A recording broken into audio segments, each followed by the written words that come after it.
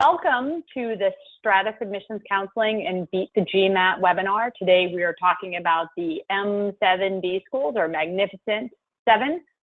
What does it take to get in? As we wait for some more people to join us, I'm going to ask a few questions so I get a better sense of who's with me today so that I can customize my conversation to your needs. So with that, let's get started. First question is, where are you located today as you are listening to this webinar? Are you in the U.S., east of the Mississippi, in the U.S., west of the Mississippi? Are you in Asia? Are you in EMEA, or are you somewhere else in the world? And if you are one of those places else in the world, let me know where you are, because I'm always curious as to where someone is. So we got votes coming in now. Give this a little bit more time as people let me know where they are. I know some of you joined really early and may have kind of walked away. So hopefully now that we are at start time, people are getting engaged again. We've got about 30% east of the Mississippi in the U.S., 20% west of the Mississippi in the U.S., 20% in Asia, about a quarter in EMEA, and maybe one or two folks who are in those other places in the world. So again, if you're in that other, please either chat me or put in the questions where you are located in the world. With that, I'm going to switch gears here. Thank you for your responses to that question. Another poll.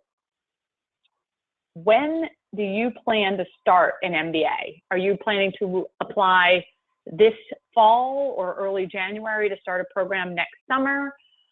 Are you going to be applying a year from now to start in 2019? Or are you still in the process of figuring this out? A lot of people voting here. Primarily, we're looking at about, let me wait for a couple more, some more votes to come in here, but we're about 3/4 of the people to 80% are applying this year to start next year, and the rest, definitely applying 2019 or not quite sure. We got some people who are still trying to figure this out. So thank you for your votes there. Let me close that out.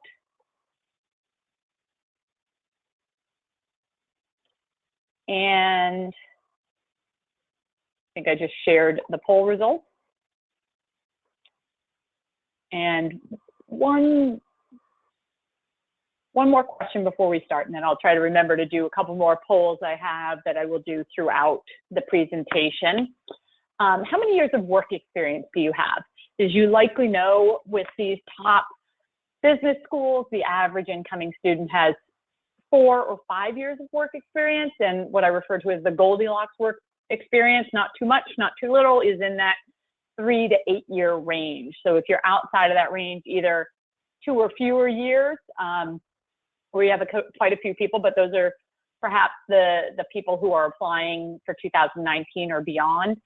So if you're short on work experience or longer on work experience, you're going to need to be giving a really compelling story as to why now is the right time to be applying. So most of the votes have come in here. We've got about 30% have 2 or fewer years work experience, about 20% 3 to 4, and about a quarter each of 5 to 6 years or 7 or more years. So again, thank you for your responses there. And with that, let's get started. We have had more folks join. If you're here today, let me just go back one slide. We're talking about the M7 business schools. What does it take to get in? And you're here today with Stratus Admissions Counseling, and would like to thank our sponsor, Beat the GMAT, for bringing this webinar to you. With that, I am Susan Cera. I am the Director of MBA Admissions Counseling at Stratus. I did my undergrad at Dartmouth College, where I studied economics and computer science. After that, I worked for several years in consulting before going back to school to get my MBA. I went to Duke University's Fuqua School of Business. Coming out of business school, I switched gears and I worked as a product manager in a software firm, and then transitioned into the internet commerce space and internet services space. Just for some context, this was back in the mid-90s, where internet commerce was cutting edge, kind of the equivalent of being in fintech today. So little bit of, a pioneer in terms of being a product manager back then. I know it's very popular for many people coming out of business school these days. After working for several years in industry, I returned to Duke, where I worked on the admissions committee for about a decade. And during that time, I read literally thousands of applications. And one thing I noted was that there were frequently times where I knew in my heart that an applicant was stronger than they were presenting themselves. And it's for that reason that I transitioned over to working for Stratus, where I get great satisfaction from helping clients to really understand what is expected of them in the process so that they can present their best selves to admissions committees, regardless of what schools they're applying to. So a little bit more about Stratus. We are a full-service admissions counseling firm, and we've been around for a little bit more than a decade. Each year we work with hundreds of MBA applicants, and each year we have acceptances at top programs. We are very highly rated by clients on the GMAT Club. What you see here is an example of a review that was on a site where people review services such as ours. We have been featured experts in Financial Times, Forbes, U.S. News and World Report. A little bit about Stratus and what makes us different. We use a team-based approach whereby each of our clients is paired with a primary counselor who is with them from when they sign up through to when they make their decision as to where they will attend business school. At key points in the process, we bring in a senior strategist who is an expertly qualified second set of eyes who lends a new perspective and insight to strengthen the strategy and the outlines that the client is working on with their primary counselor. Because we have a team with representation from nearly all the top 20 programs, we are able to offer our clients what we refer to as a school-specific review of each of their essays.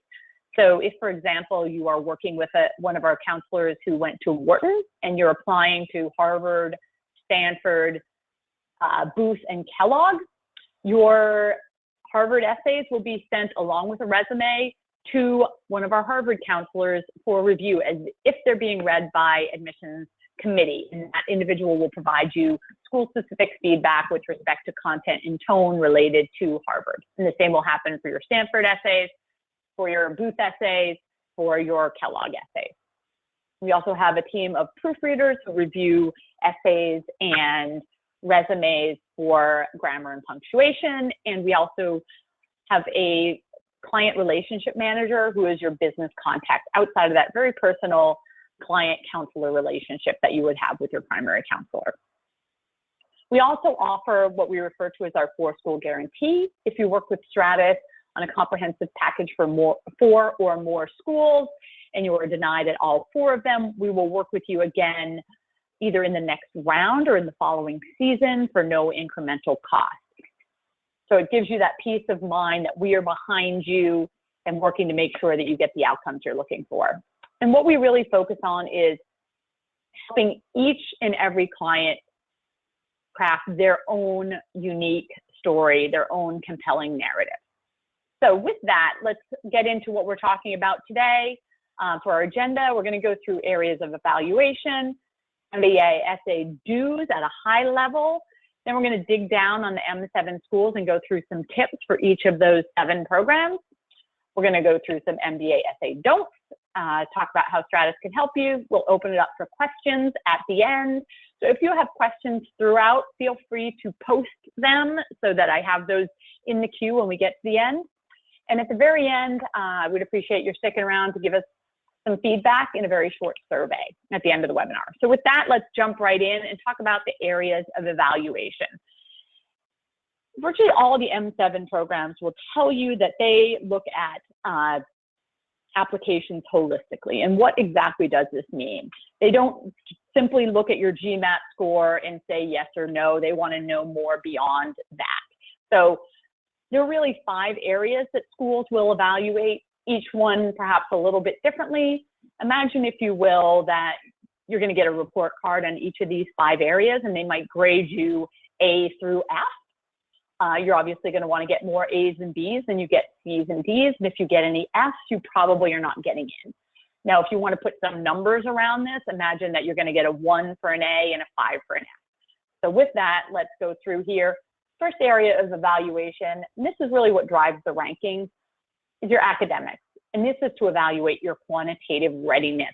Are you ready to take on the rigor of an MBA program? The last thing any one of these top programs wants to do is bring in someone who's going to struggle and not be able to keep up. It's not fun for either the student or for the school. So what goes into the academics? It's these hard numbers like your GMAT score, your GPA. They're also going to look at where you attended undergrad and some qualitative assessment of the difficulty of your undergrad major in preparing you specifically for the quantitative rigors of an MBA. The next area is work experience. Some of this is driven simply by years of work experience, but they're also going to look at what you've accomplished during that time. Were you perhaps promoted ahead of your peers? Do you have experience with managing people, projects, and or budgets? Do you have global experience? Have you worked on cross-functional teams? Have you worked on cross-cultural teams? Have you perhaps worked for more than one company, and did the transition make sense?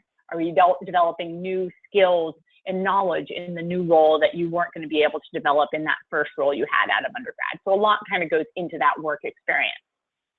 The third area is leadership and community involvement.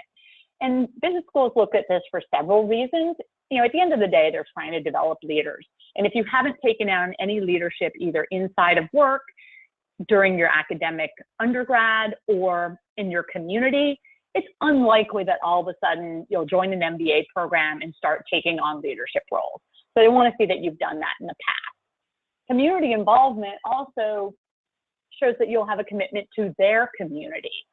And another thing they're looking for with leadership and community involvement to date is your ability to find balance.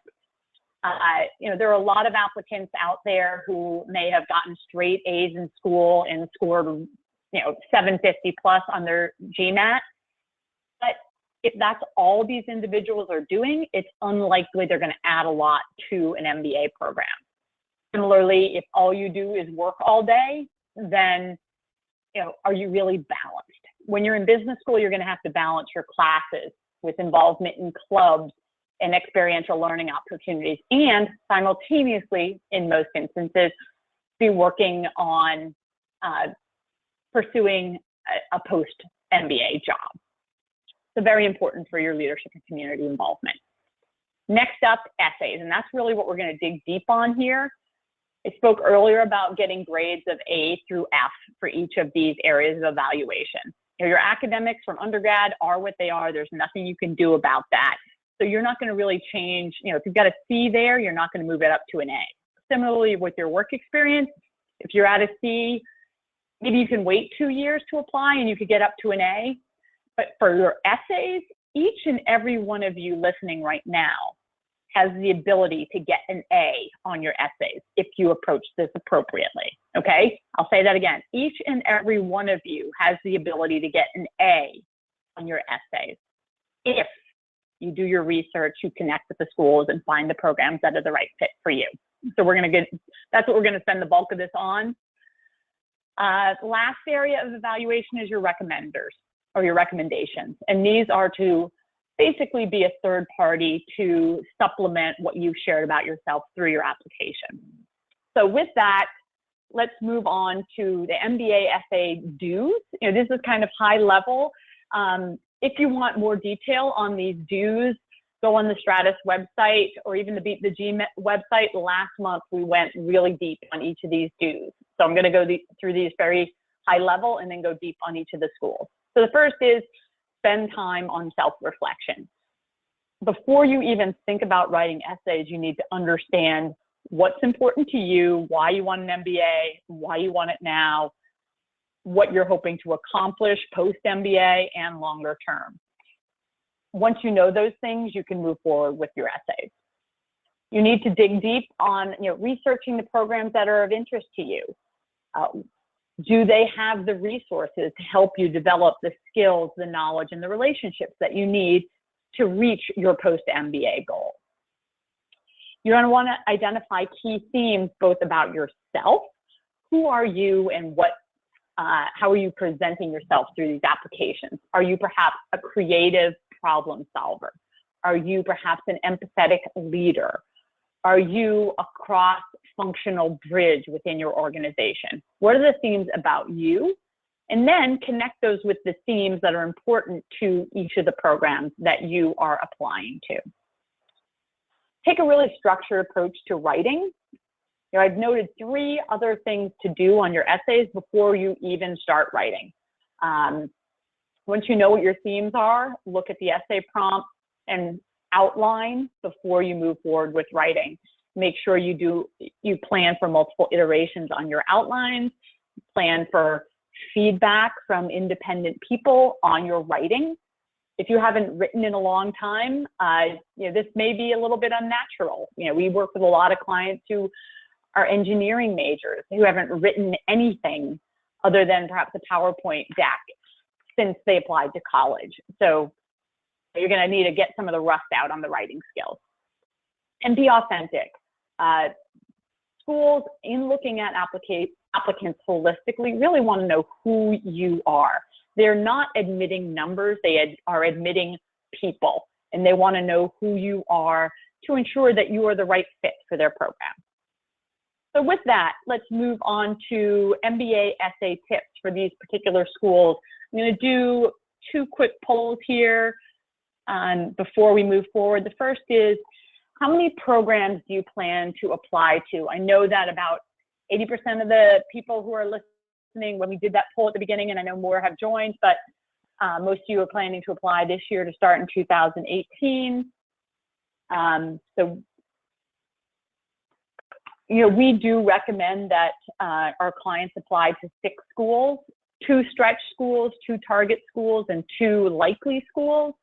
You know, everyone takes a different approach at this. If you're, you know, this is a year to reach high and go with 4 reach schools this year, and then you're okay not getting in and maybe apply next year to a longer list, that's an option as well.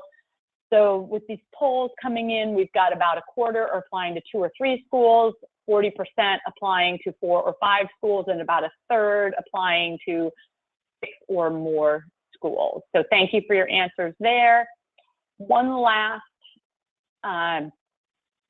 poll here. So this is an M7, Magic 7, Magnificent 7 webinar. We're going to go deep on all 7 of the schools. Tell me, and hopefully this poll is set up correctly, vote for as many as you want here, and this is going to help me as I walk through each of the 7 schools. So if you're planning to, I'm going to go deep on those 3, Harvard, Stanford, Wharton. Always very interesting to people, but this will help me as I consider, you know, how deep I go on the other schools.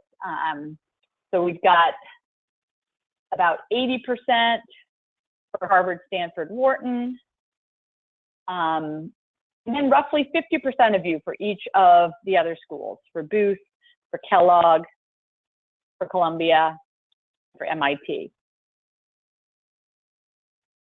Almost straight up 50%, half of you guys are applying to each of those. So thank you again for your input there. I'm going to do these, start from the top, first with Harvard Business School. And some of this is going to be specific to essays, others is going to be more broad to just kind of the entire application. So with that, let's jump in on Harvard. The first thing is make it personal. HBS is trying to get to know you. Imagine, if you will, they had 10,000 plus applications for 900 seats. They want to know what makes you tick. And if you stick just to the work examples in your essay, you're really missing the chance to reveal who you are. Keep in mind, they have your resume. They don't need you to rehash that for them. So what do you do if you're not rehashing your resume? You should really try to weave together a story based on why you needed an MBA specifically from HBS in order to achieve your short and long-term goals, and how that makes sense based on your passions, your interests, and your experiences to date. So start with a story to draw someone in that's going to highlight your passion and how that then ties to where you want to go with an MBA from Harvard. Mind your tone and language, okay? Yes, Harvard does look for people who have a habit of leadership, but they don't want you completely tooting your own horn. They don't want you to sound arrogant or entitled in any way. So keep that out of your essay. And a little humility can go a really long way in presenting yourself as someone who's very self-aware. And self-awareness really is a big buzzword these days with business schools. They want to know that you understand that you do have weaknesses. And an MBA is perhaps an opportunity for you to work on those so that you can move forward in your career.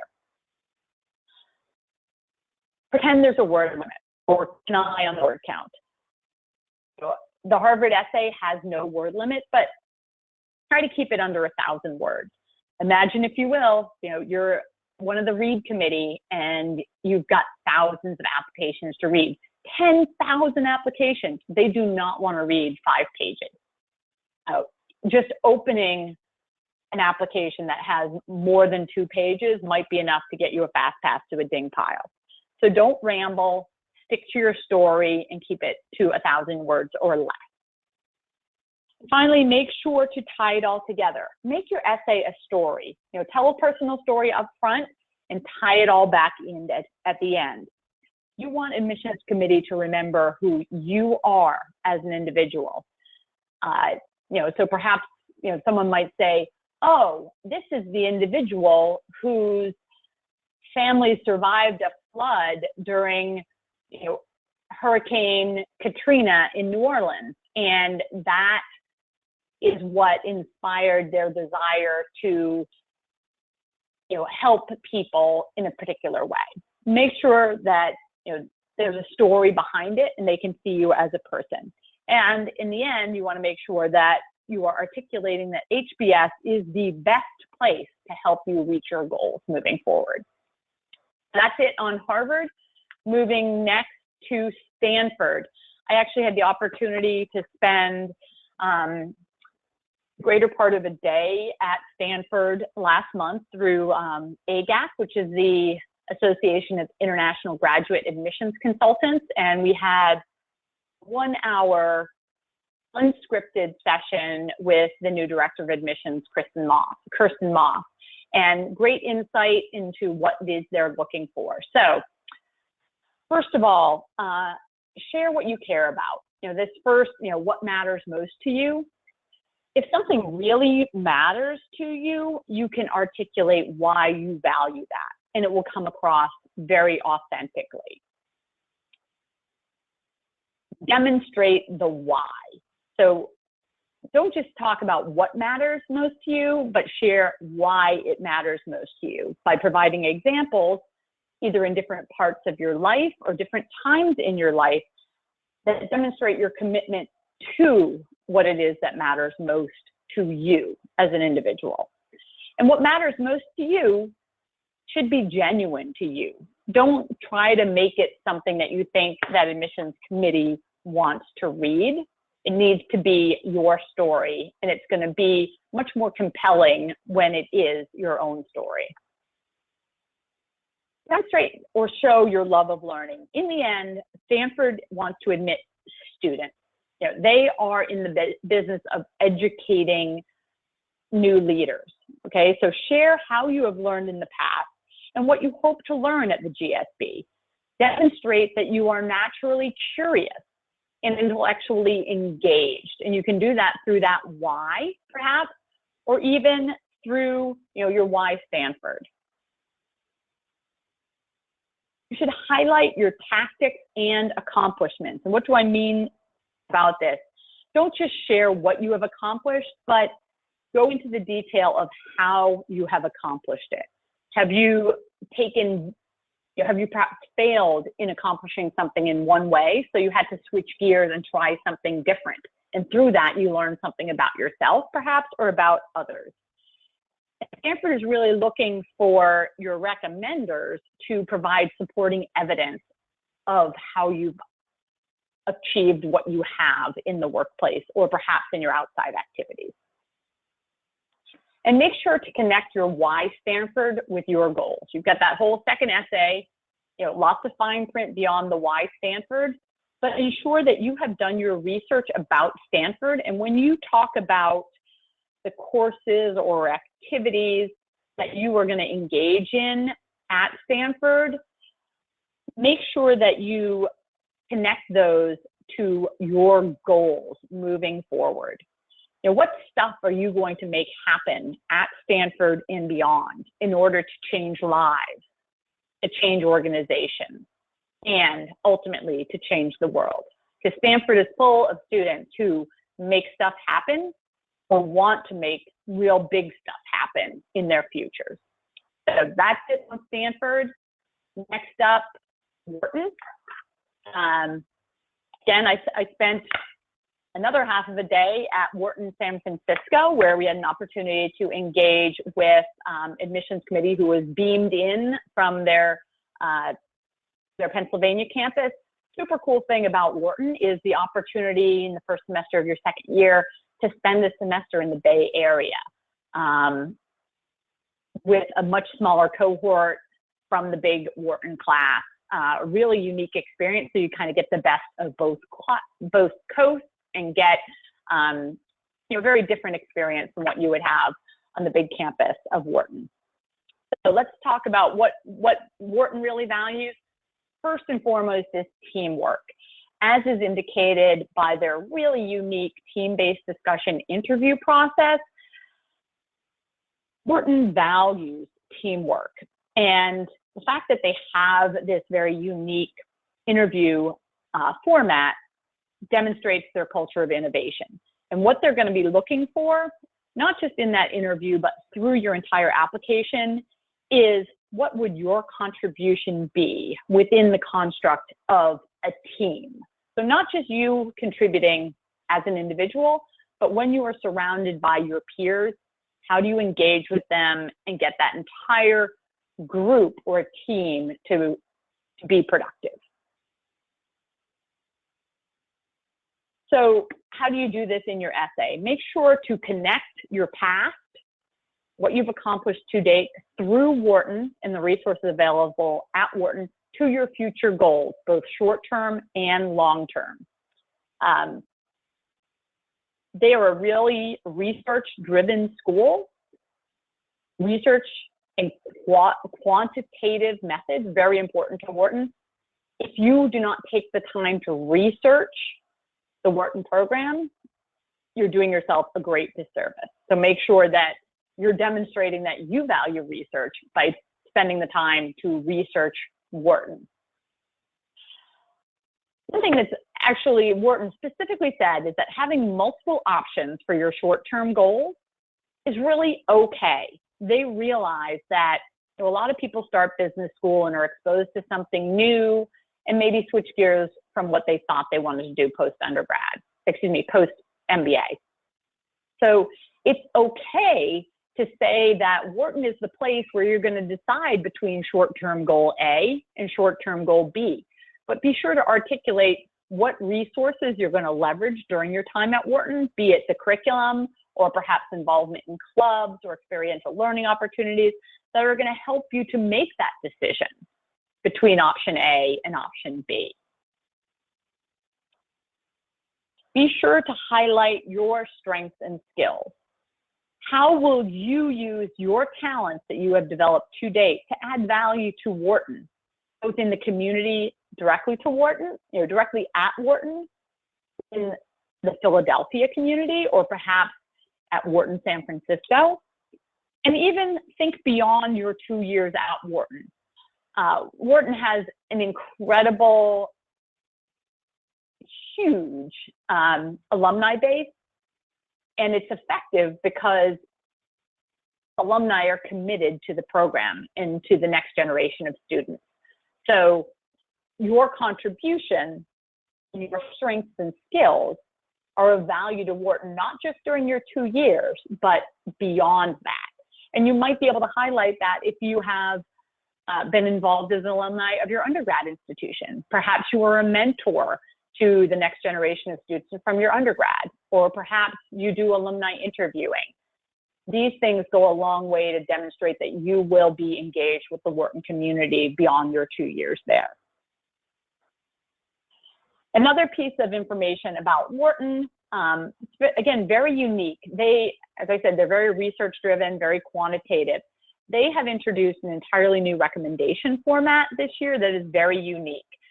Rather than just answering the standard, like, how do you know this candidate, in what capacity do you know them, how do they compare to their peer group, recommenders are going to be given 2 different lists of 10 adjectives. And from each of those 2 lists, they're going to be asked to pick 3 of those adjectives that best describe you. One of those lists is attributes that are associated with how you would behave in a classroom environment, things like intellectually curious, agreeable. And the other list of 10 is attributes that are associated with how you would behave in a career setting. So they talk about perhaps persistent, dependable. There are, I can't remember the exact number, but if you looked at what set of combinations you could have of those 2 different sets of 10 adjectives, lots of different ways that could be sliced and diced. Ultimately, Wharton is looking for consistency across your 2 recommendations so that they can come down to the perhaps 4 or 5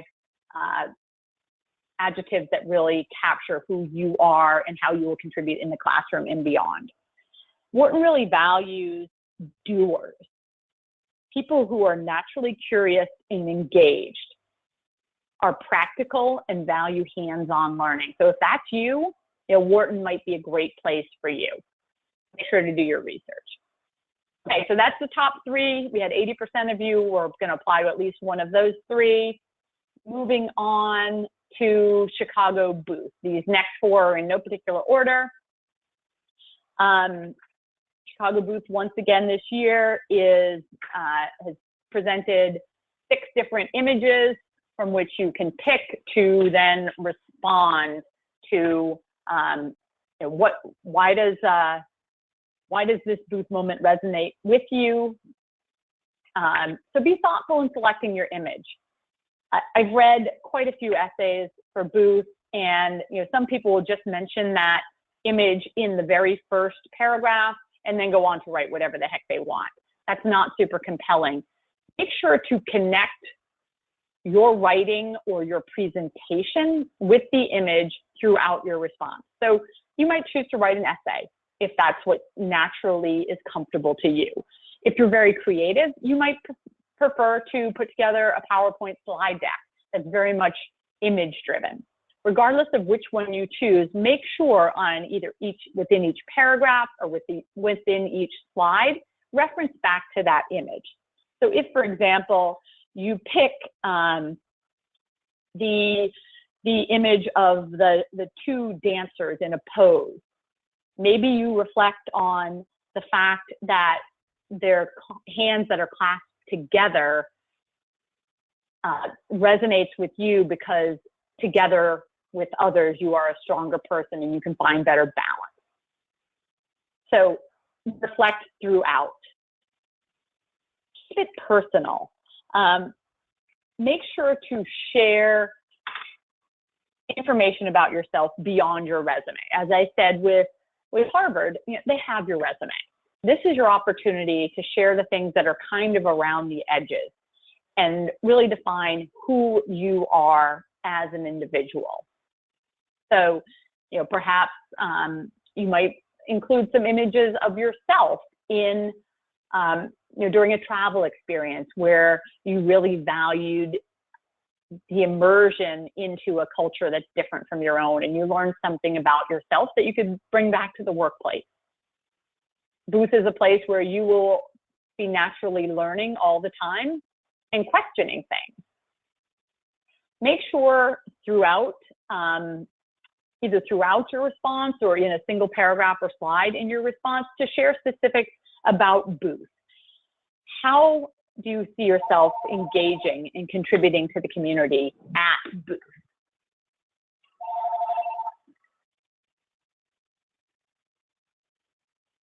And how will you contribute perhaps beyond your 2 years at Booth, perhaps as an alumni? You know, are there clubs that you see yourself getting involved in? What leadership role might you take? How might you mentor the class behind you? Presentation quality counts. You know, a lot of people will choose to do a PowerPoint or some sort of PDF imagery for this response. Be neat. Don't overwhelm them with photos. It's okay to put a lot of text on your slides, but make it readable and make sure that, you know, when you put a presentation together, there isn't the opportunity, as I've done in the slide deck, to add one bullet at a time. A reader's going to be presented with an entire slide all at once. Make sure that there's some flow that makes sense and is digestible by the individual who is reading your application. So that's it for Booth. Moving on to Kellogg across town there in Chicago, where they have the most beautiful new facility, I think, of any of the programs we're talking about today. It really speaks to, you know, their desire to be pushing the envelope in terms of innovating. Kellogg is very proud of the fact that they have introduced so many new electives. In the last 4 years, they've introduced 65 new courses and 11 in this year alone. They do offer traditional majors as well as pathways. So if you really want to focus in on a particular industry, Kellogg might be a great place for you. So with that, some things they're looking for. You know, they talk about being growth-minded. Use your essays to demonstrate your learning agility. Perhaps you've led different times in different ways. Demonstrate that you are adaptable and flexible in your learning, as well as in your leadership and your teamwork. Look for opportunities to align yourself with Kellogg's innovative mindset. So perhaps in a leadership experience, you may have failed and you learn from that. How did you innovate and become more creative as a result of your failure? The second essay question for Kellogg focuses on, you know, how you have grown in the past and how you hope to grow during your time at Kellogg. Make sure to find a balance between those past experiences and your future goals, both at Kellogg and beyond. You don't want to spend all 450 of those words talking about a past experience. That would be a missed opportunity to show Kellogg that you've done your research and know that Kellogg is the best place for you to continue to grow, to be able to reach your short-term goals, which will put you on track to ultimately reach your career aspirations. So find that balance. I generally recommend about 1/3 of those words to be on a past experience and 2/3 to be focused on your future goals. And one thing that's kind of unique about Kellogg across the M7 schools is their video interview. So once you submit your application, I believe you have about 48 hours to do, you know, a video interview. And this is an opportunity for them to see how you think on your feet. They're less concerned about what your answer is and your ability to respond in real time. Last year, each applicant got 3 questions. One of them was the same, so you could kind of prepare for that. You don't want to come across as too staged and scripted, though. But the other 2 were kind of in 2 different categories and really required you to think on your feet, because it might be, you know, if you could have a meal with anyone living or dead, who would it be and why? And, you know, some subset of the universe would get that question. Someone else might get the question of, you know, if you were given a free day to do whatever you want, what would you do? You need to be able to think on your feet and articulate, because that's what you're going to need to do in the classroom setting at Kellogg. And if you're not able to do that, Kellogg might not be the right place for you. So moving on from Kellogg, let's go to New York City, to Columbia, which prides itself on being at the very center of business. If Columbia is your top choice, this is absolutely, you would attend if you were admitted. I highly encourage you to consider early decision. It's a binding application, meaning if you are admitted early decision to Columbia, you are required to withdraw any other applications that you have in play.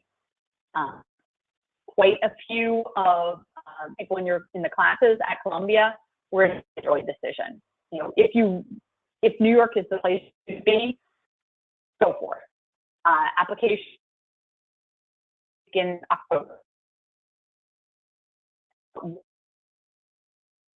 So we're not sure deadlines for Columbia.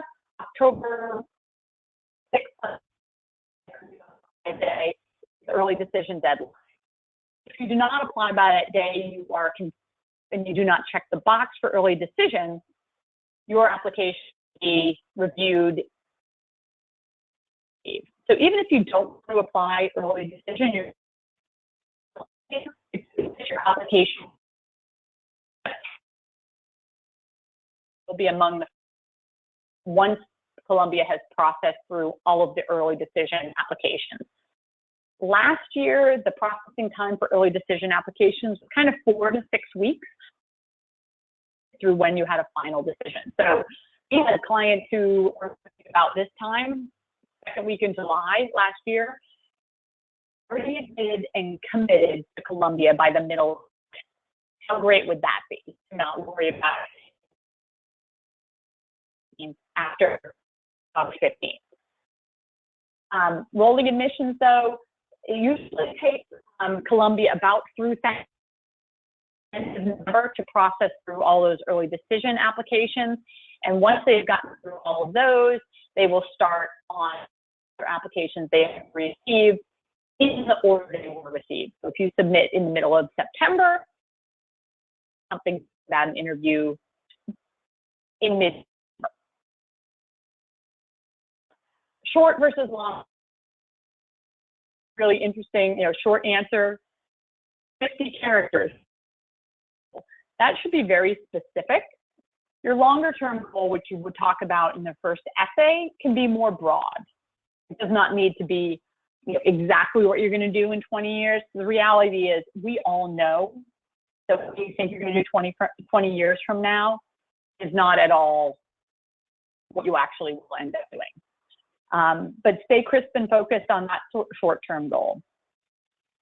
Through your essays, make sure to highlight New York-specific resources. What is the benefit to you for being at the very center of business? What math classes might you take advantage of? What immersion seminars, working with real businesses in New York, would you like to engage with?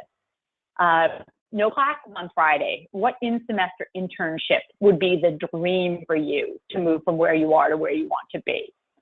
And what does just being in New York enable you to do that you could not do anywhere else in the world? There are lots of industry leaders who are local who can come in for, an after hours seminar.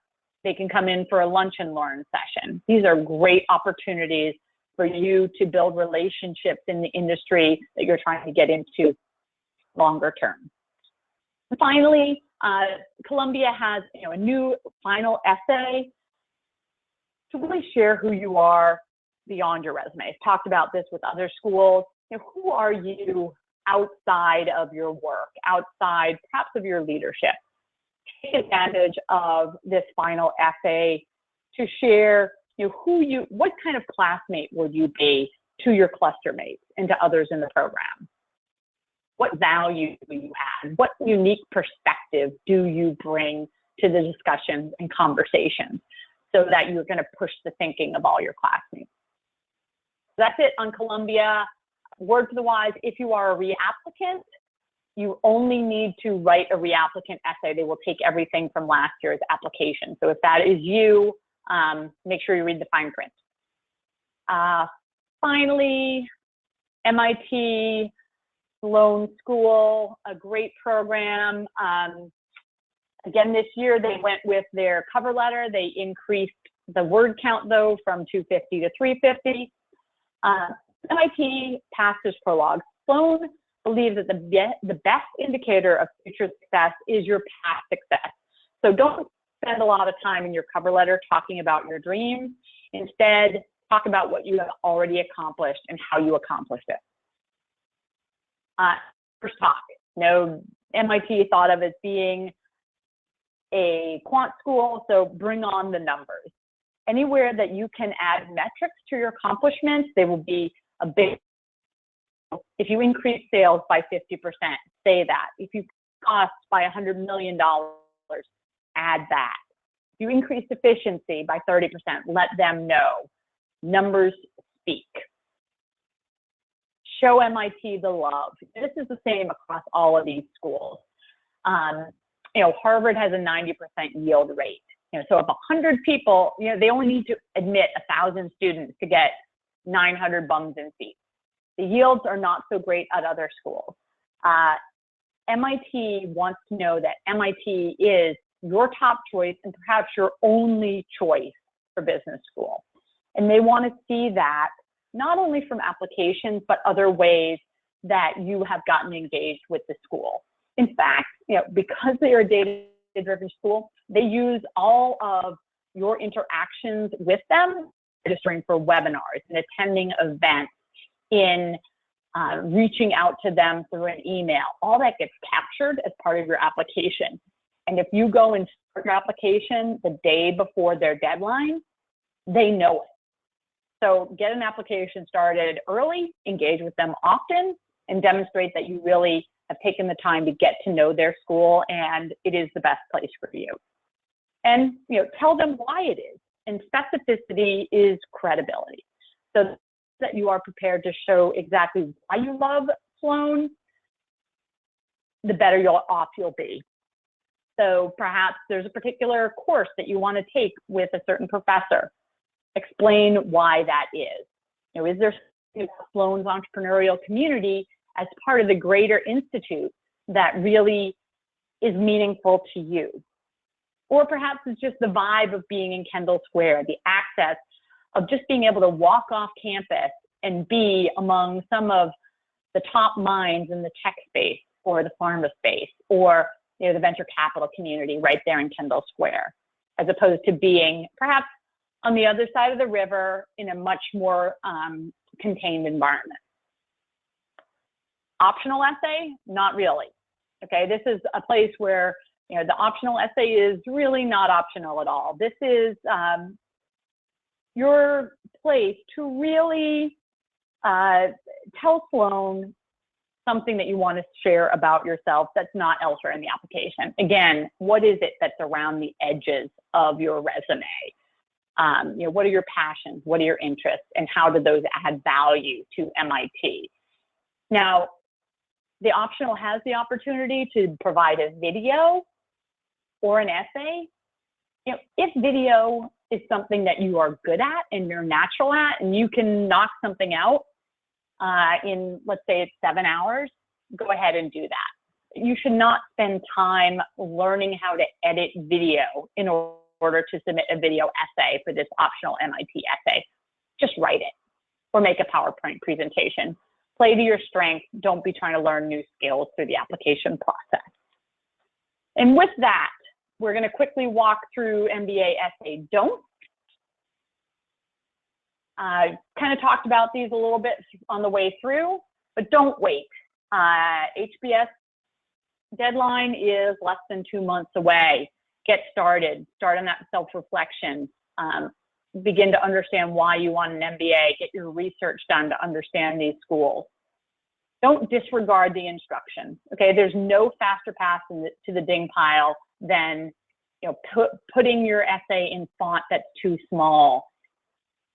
Putting in no margins. Making your video 2 minutes when it's meant to be 1 minute. If you cannot follow the instructions when submitting an application, that's an indicator to admissions committee that you will not be able to follow instructions in doing assignments, in working with teammates, or in having a job. Very important to follow instructions. Don't approach your essays in a vacuum. Your essays are just one piece of that holistic view of you. And they've got your resume where you're highlighting your work experience. Use your essays to share more about yourself than what they can find elsewhere in your application. Don't reuse content. You absolutely cannot take your Harvard essay and slam it into the Stanford What Matters Most essay. It just does not work. Don't try to do that. I have read during my time in admissions lots of essays where it was clear to me that someone did a search for place. I didn't know whose essay prompt they were responding to, but I knew it wasn't the one they were supposed to be responding to. Don't rehash your resume. They have your resume. There's no sense in, writing a full sentence about something you have a bullet on in your resume. Don't use lots of thesaurus words. And these are bright people who are reading your application.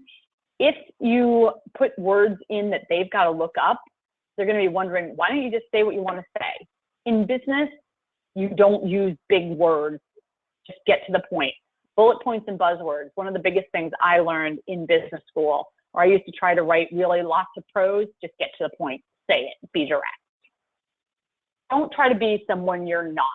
You know what? If you start writing an essay for a particular school and you're struggling with it, perhaps it's because you don't fit with that school. And that's okay.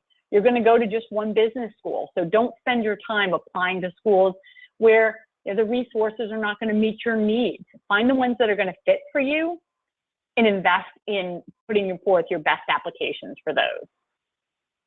And don't submit an optional essay unless it is necessary. For most schools, okay, MIT, we talked about, not really optional, but for many schools, there is an optional essay. And that essay should be used to explain things like a gap in your work experience, a career change, a really bad semester in college, your choice of recommenders, and hopefully not, a criminal record or a suspension from school. But those are the sorts of things that you should cover in an optional essay. With that, moving forward, how can Stratus help you? At this point, you guys have been great. You've been listening to me for 45 minutes or so, but I don't know anything about you. And I don't know how Stratus can help you until you start the conversation. Let me tell you some things that we do know. We do know, based on an AGAC survey last year, that less than 20% of successful applicants did it on their own. That means 80% of people who are starting MBA programs this fall had someone help them. It might have been a colleague, it might have been a parent, it might have been an admissions consultant, but doing it on your own is missing an opportunity to make sure that you are putting your best foot forward. We know that clients who start early are more likely to be accepted. At Stratus, we have counselors with MBAs from almost all of the top 20 programs. That means we have a great knowledge base and great sharing of resources across those programs to be able to support our clients. Our team has decades of mentoring, coaching, and admissions committee experience, again, shared throughout our team. And we also have experiences across diverse industries and functions and share that throughout the team in order to support all our clients. So in terms of next steps, what to do? Reach out to Stratus. We will offer you a free 30-minute consultation or profile evaluation. You can email us at consult@stratusadmissions.com, or you can call us at 646-690-7369. On our website, there is also a form you could fill out. We'll get that conversation started. Talk about what your goals are, what you've accomplished to date, and how Stratus can help you. And because you are here at this webinar today, if you enter the code M7MBA, you'll get a 5% off any comprehensive admissions package through the end of this month. And just another shout out for our website. All the schools I walked through today, we have school-specific pages on our website that share information about a general program interview, curriculum, extracurriculars, and then an article about each of the, how to respond to each of those essays prompts. So, go to our website, read those articles, specifically for the schools that you're looking at applying to. And with that, I'm going to leave you with this quote, and I'm going to open it up for questions. We are really tight on our hour. I think I went a little bit long here. Let me see if folks have put in any questions as we've gone along, and I will try to answer those. And if you're still with us, please, please stay till the end and answer any questions at the end of the webinar. We'll have a quick survey at the end. I've got someone in Central Asia.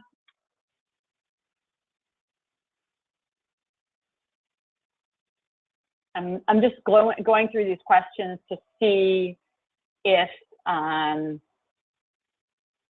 there are some general ones that I can answer. Van wants to know if the slides are going to be available after the webcast. The slides will not be, but a recording of this entire webinar will be available on the GMAT webpage and also on their YouTube channel.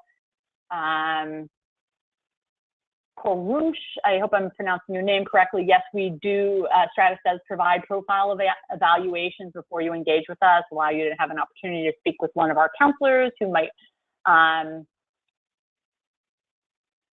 be able to, who might be the person that you work with.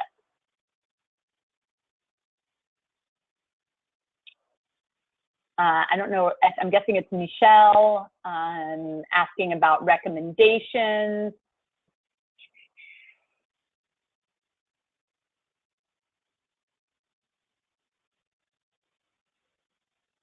Very personal question, Michelle. I encourage you to reach out to us either by phone or consult at Stratus Admissions, and we can talk to you specifically about that situation and recommendations.